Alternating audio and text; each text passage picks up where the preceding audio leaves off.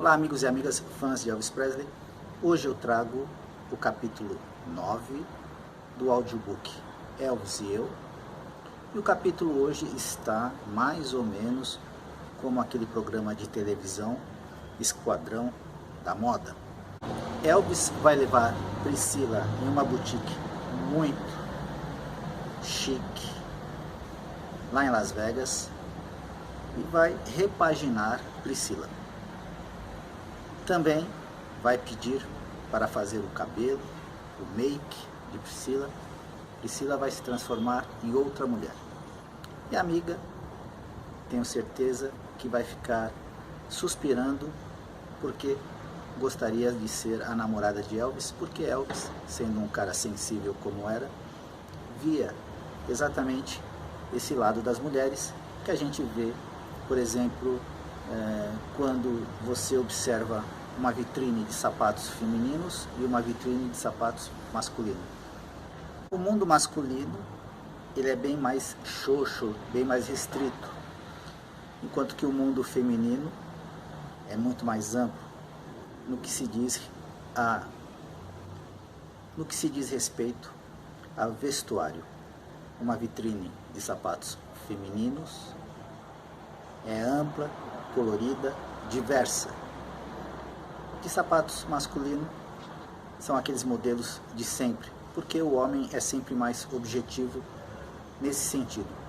Mas Elvis, como era uma pessoa, um artista, e uma pessoa diferenciada, e como ele era mega vaidoso, então ele tinha tudo a ver com o universo feminino. Pessoal, fiquem com o capítulo de hoje, Elvis e Eu, capítulo 9.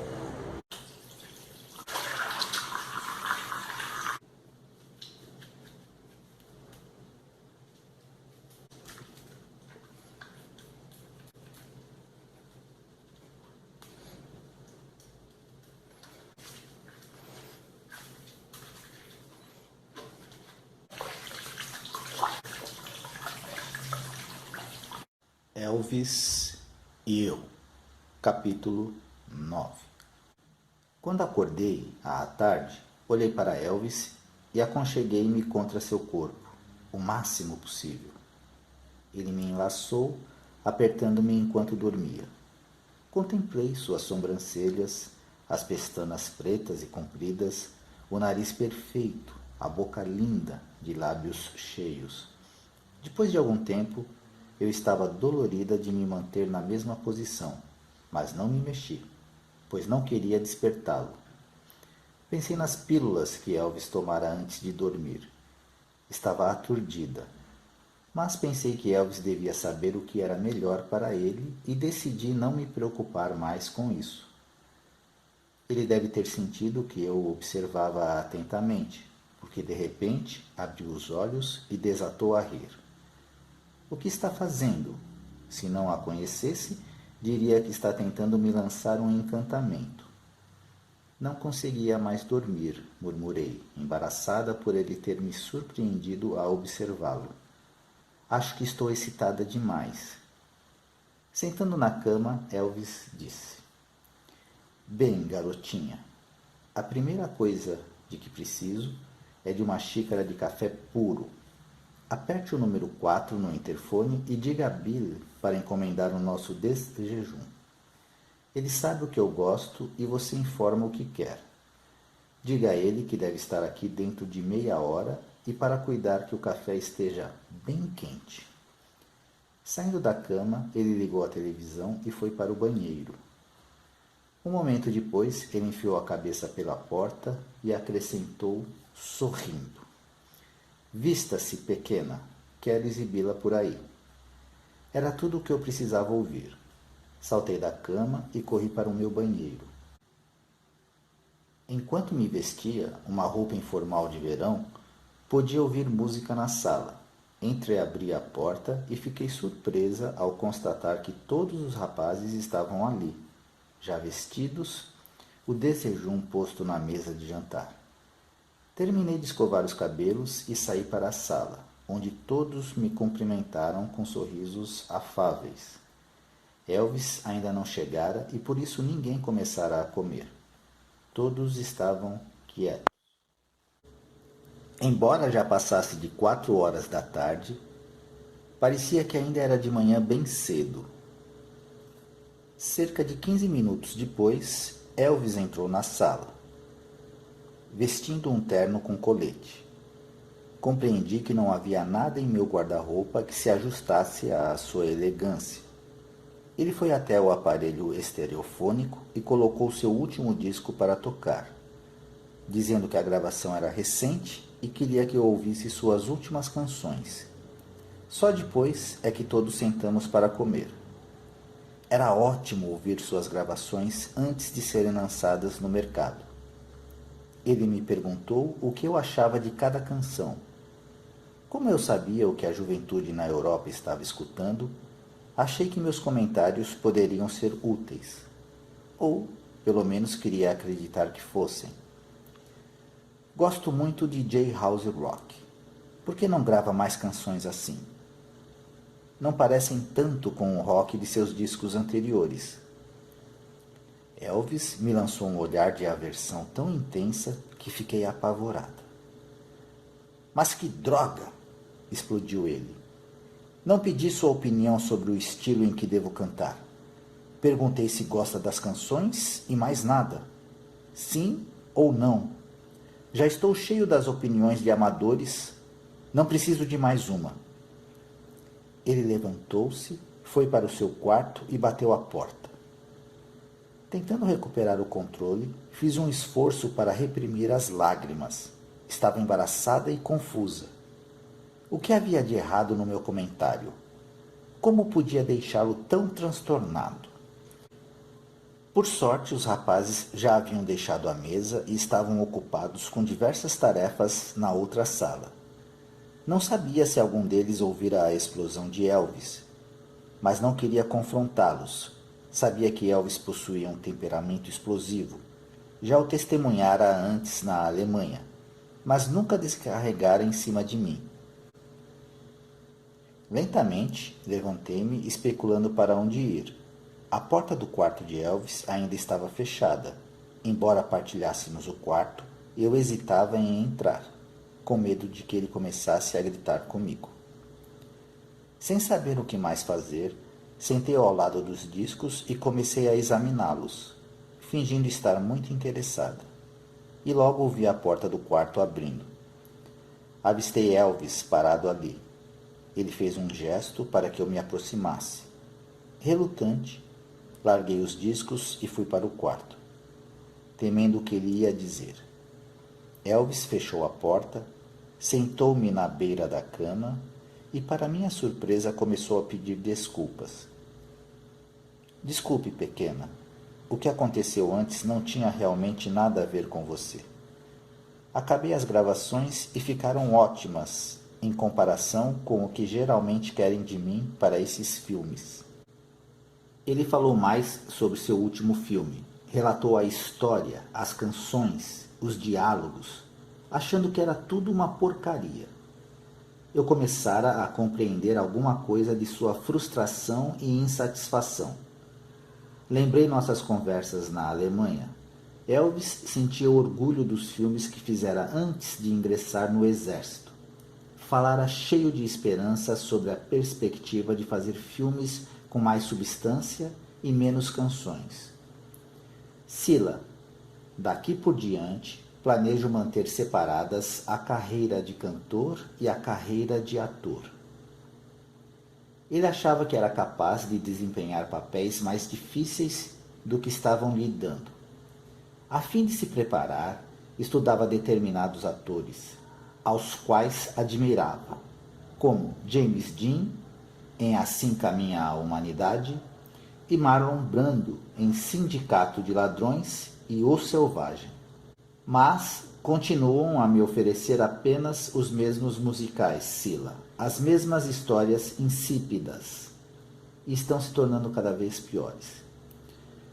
Seu maior problema era o fato de que esses filmes e os álbuns com a trilha sonora eram sucessos espetaculares, mas, livrando-se de sua seriedade, Ele pegou-me a mão e disse: Vamos fazer compras, pequena. Essa era a maneira de Elvis compensar a sua explosão, mas eu levei algum tempo para superar. Acompanhei-o assim mesmo, forçando um sorriso entusiasmado.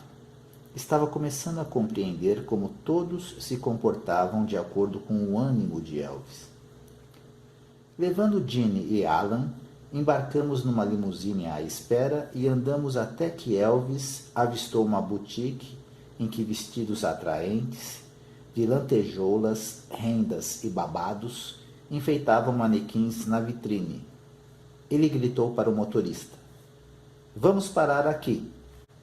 Pegando-me pela mão, ele levou-me para a boutique. Todo o séquito acompanhou-nos. Certamente o bando mais disparatado que já invadiu uma loja elegante como aquela. A vendedora ficou atônita. Oi, dona. Sou Elvis Presley. Estamos dando uma olhada por aí. Talvez possa nos mostrar alguma coisa que agrade à minha amiguinha. Os dois olharam para mim. A expressão da vendedora indicava que nós duas estávamos pensando a mesma coisa.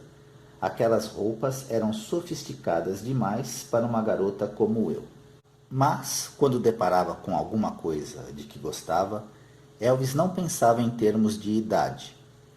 Enquanto a vendedora ia até os fundos para buscar as roupas que encontrasse nos tamanhos 6 e 4, Elvis colocou-se a vasculhar os cabides, tirando diversas criações deslumbrantes e indagando quais me agradavam. São todos lindos, balbuciei. Mas não sei como eu ficaria neles. Deixe que eu julgue isso, disse Elvis, piscando um olho para Ginny, que murmurou um de seus comentários absurdos. Todos desatamos a rir, o que trouxe a vendedora de volta, apressadamente carregando várias roupas. Elvis indicou suas preferências e declarou: Experimente essas roupas e escolha quaisquer outras que agradarem a você. Emocionada, escolhi meia dúzia de vestidos com sapatos combinando. Encaminhei-me para a cabine. A vendedora seguiu-me. Longe dos olhos de Elvis, ela tratou-me como uma garotinha, mas eu estava tão encantada com as roupas que não me importei. Ao me contemplar no espelho com vestido longo de jersey preto e sandálias douradas de saltos altos, mal pude me reconhecer. Parecia mais velha, muito sensual e sofisticada. Quando saí da cabine, a vendedora murmurou: Não está nada mal para uma criança. Elvis deu uma olhada e exclamou: Caraca, vamos levar. Ficamos na boutique por mais 2 horas.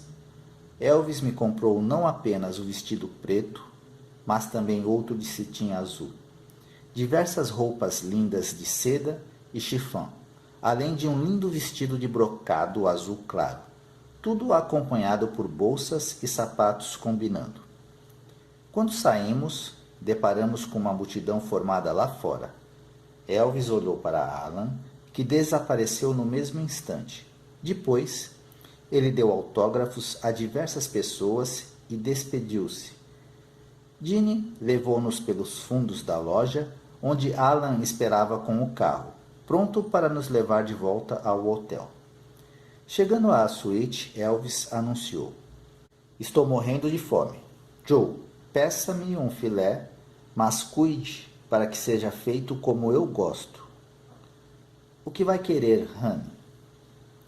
Diabos, eu sempre mando eles fazerem como você gosta, protestou Joe. Elvis disparou de volta. Pois mande de novo. A carne sempre vem meia crua. Para Elvis, bastava a carne estar um pouco rosada para ser crua. Quando pediam um filé para ele, todos especificavam muito bem passado. Virando-se para Alan, Elvis determinou: Orelha de porco. Ele sempre colocava apelidos em todos os seus empregados.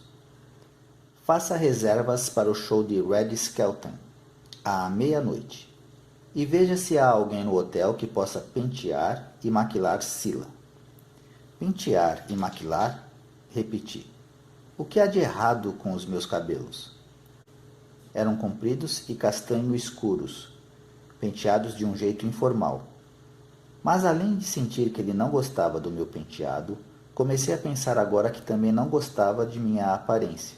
Não há nada de errado com seus cabelos, pequena. Acontece apenas que estamos em Las Vegas. Todas as mulheres andam com um penteado formal, e você precisa de um pouco de maquilagem em torno dos olhos. São demasiados simples ao natural. Eu gosto de muita maquilagem. Define suas feições. Define as feições?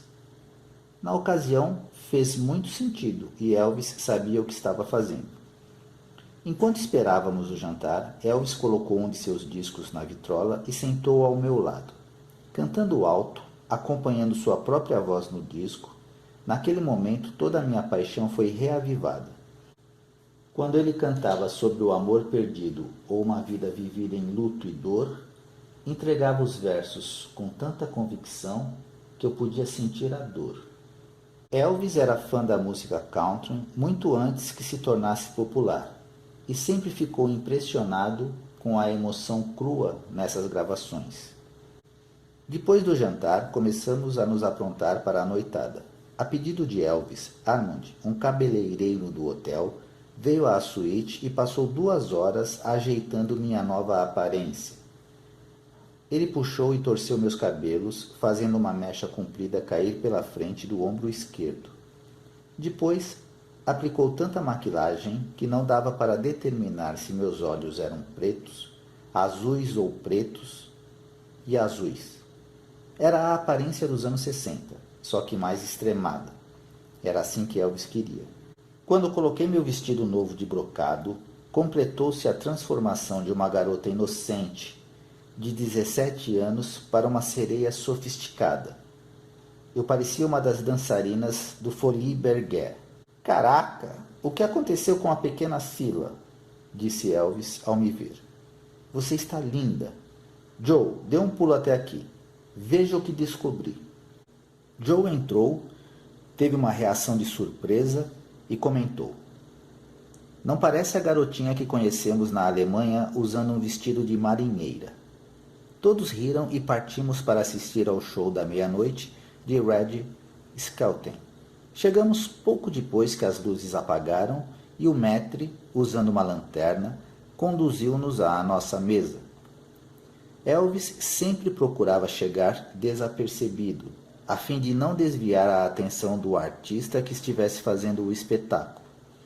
Mas espalhou-se pela audiência a notícia de que ele estava ali e poucos segundos depois os murmúrios começaram. Várias cabeças se viraram. Ao final do espetáculo, Elvis sempre tentava sair antes que as luzes acendessem. Mas naquela noite não o fizemos. As luzes se acenderam e no instante seguinte estávamos cercados por uma multidão entusiástica. As pessoas se empurrando e acotovelando, ansiosas em conseguirem um autógrafo. Tendo apenas pouco mais de 1,60 m de altura, fui engolfada pelo aperto e me senti sufocada. Estendi a mão para Elvis, dominada pelo pânico, e balbuciei. Não consigo respirar. Tenho que sair daqui. A princípio, ele sorriu. Depois assumiu uma expressão de preocupação ao perceber meu desespero. Ainda sorrindo e dando autógrafos, ele disse a Alan: Tire Sila daqui o mais depressa que puder. Irei me encontrar com vocês assim que for possível. Alan olhou para mim, pegou minha mão e abriu caminho pela multidão, saindo do hotel. Respirando o ar fresco lá fora, recuperei o controle. Pela experiência, aprendi a efetuar um reconhecimento das saídas sempre que entrava com Elvis em alguma sala apinhada. Quando ele saiu também, poucos minutos depois, a limusine já estava à espera. Embarcamos e partimos para o Sahara Hotel ao encontro da minha primeira aventura no jogo. Elvis não era um jogador sério, pois não se importava se ganhava ou perdia. Jogava apenas pela diversão. um charuto sobressaindo no canto da boca, um drink na mão, os olhos se estreitando desconfiados para as cartas. Ele oferecia uma encenação impecável de Clark Gable como Red Butler. Sentei orgulhosa ao seu lado, a própria Scarlett O'Hara. Eu nunca jogara blackjack antes, mas, depois de algumas mãos, Elvis concluiu que eu pegara o jeito. Entregou-me $500 e disse jovialmente: "Está agora por conta própria, pequena. O que ganhar é seu, e o que perder, bem, discutiremos a respeito mais tarde." Sorri e pedi ao Krupp que me incluísse no jogo. Olhei para as minhas cartas, contando com os dedos por baixo da mesa. 9 mais 8 dá 17, e depois um 5 faz 21, gritei, abrindo as cartas na mesa e olhando para Elvis, em busca de aprovação. "Deixe-me dar uma olhada." Ele recolheu as cartas, cerrando um olho ao contar. Depois, inclinando-se para mim, ele sorriu e sussurrou: "Desculpe, pequena, mas você está com 22. Fiquei tão embaraçada que pedi licença e fui me refugiar no banheiro. Acabei tomando coragem para voltar. Tentei de novo e a sorte me ajudou, pois ganhei $200. Durante as 2 semanas seguintes, dormíamos de dia e jogávamos à noite. Se havia algum show, íamos assistir. Se havia um cassino, íamos jogar. A fim de me adaptar a esse estilo de vida vertiginoso e horários insólitos, passei a acompanhar Elvis e os outros, tomando anfetaminas e pílulas para dormir. E tomava as pílulas, apesar de todas as apreensões que sentia a respeito. Eram essenciais para que eu não ficasse para trás. Estava me adaptando. As inibições foram se desvanecendo. Tornei-me mais positiva, especialmente depois que tomava as pílulas. Gostava da sensação. Embora fosse uma fuga da realidade, estávamos em sintonia e eu me convencia de que me ajustava cada vez mais ao mundo de Elvis. Estávamos aprendendo tudo a respeito um do outro e aproveitando aquela viagem para compensar os 2 anos de separação. Ambos ficávamos cada vez mais apaixonados e evitávamos pensar no momento em que teríamos de nos separar mais uma vez. Final do capítulo 9. Amigos e amigas, espero que tenham gostado.